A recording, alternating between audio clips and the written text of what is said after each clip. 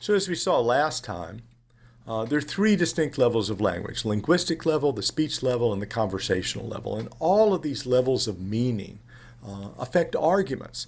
So in the next three lectures, we want to work through these levels one by one. And this lecture is going to deal in particular with the linguistic level of language, which is simply the production of a meaningful utterance.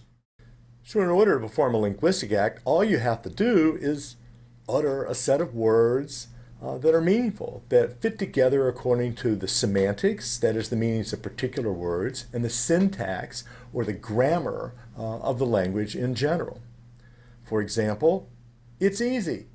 It's easy is a linguistic act because it's, as a contraction, you're allowed to contract it and is according to the rules of English, and easy is a word, so it's easy follows the semantics and the syntax of the language of English.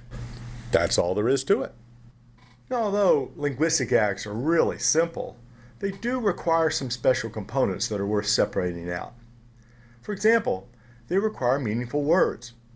When you simply hum a tune, like then you're not performing a linguistic act because there are no meaningful words in it.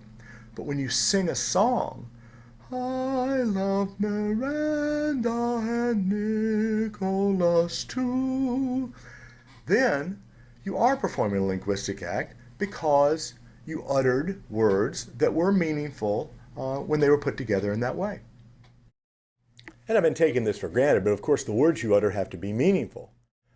It's not going to be a linguistic act if you utter what looks like a sentence, namely a set of sounds that look like words if they're not really words. So if you say, "'Twas brillig and the slithy toes did gyre and gimble in the wabe," and so on from Lewis Carroll's famous Jabberwocky poem, then it's not going to be a linguistic act if those words are not meaningful words in any language. And you can also get nonsense when you take words that have meanings and put them together in an order that doesn't make any sense. My dog has fleas makes sense, but dog fleas my has doesn't make any sense. So meaningful words with the wrong grammatical structure won't work.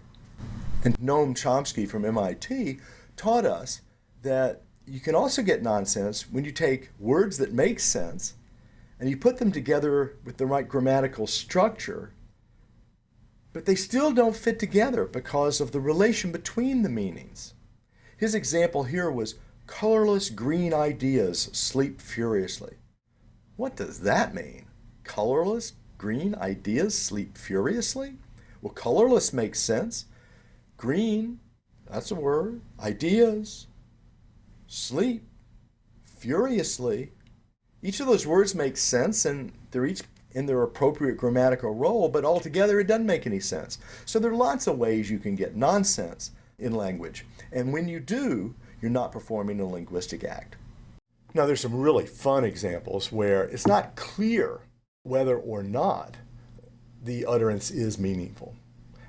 Some of these examples, among my favorites, are garden path sentences. Here's one. The man who whistles tunes pianos. Wait a minute. What does that mean? If you think of it as the man who whistles tunes is one unit, then you don't understand what the word pianos is doing. Because the man who whistles tunes sounds like a reference to a particular man, and pianos is not a verb. But if you think of it as the man who whistles is one unit, and the second unit is tunes pianos, so it's the man who whistles tunes pianos, then it makes sense because it's the man who's whistling also tunes pianos. So you have to be able to carve the set of words up into the right units and see what grammatical structure they have in order to understand the sentence. Because tunes can either be a verb, which tells you what the man is doing to the pianos, or it can be a noun, which refers to the thing that the man is whistling. And you have to get those grammatical categories straight, and the garden path sentences lead you astray and make you think of it in the wrong way. And there'll be some more examples of that in the exercises. But my favorite example of all is buffalo, buffalo, buffalo. What does that mean? Well, buffalo are American bison. Okay? But buffalo, the word buffalo in English, that is, can also be used as a verb to refer to tricking or fooling someone. So you can have buffalo, American bison, buffaloing, that is tricking or fooling, buffalo, American bison, buffalo, buffalo, buffalo. But you can go even further because there's a city in New York named Buffalo. And of course, there can be buffalo, that is American bison, from the city of Buffalo, New York. And they're called buffalo buffalo. And when they trick or fool other American bison from Buffalo, New York, then you have buffalo buffalo, buffalo, buffalo buffalo. Or buffalo buffalo buffalo buffalo buffalo, which doesn't sound like a meaningful utterance, but it is. And you can go even further. You can actually build it out to 11 straight utterances of the word buffalo. Buffalo, buffalo, buffalo, buffalo, buffalo, buffalo, buffalo, buffalo, buffalo, buffalo, buffalo. Now tell me what that means. I'm not going to explain it to you because it takes a while to explain it. But if you think about it, you might be able to figure it out. And even if you can't figure out 11 buffaloes in a row, the point still holds. Because the point's just that sometimes what doesn't seem meaningful turns out to be meaningful. And if you're careful and charitable and do your best to interpret what it really means, then you might be able to make sense out of some utterances that don't seem to make sense at first. And when you can make sense out of them, then they're linguistic acts. For now, I don't have time to go into any detail on semantics or syntax, although we will discuss some details when we discuss vagueness and ambiguity in the discussion of fallacies later in this course.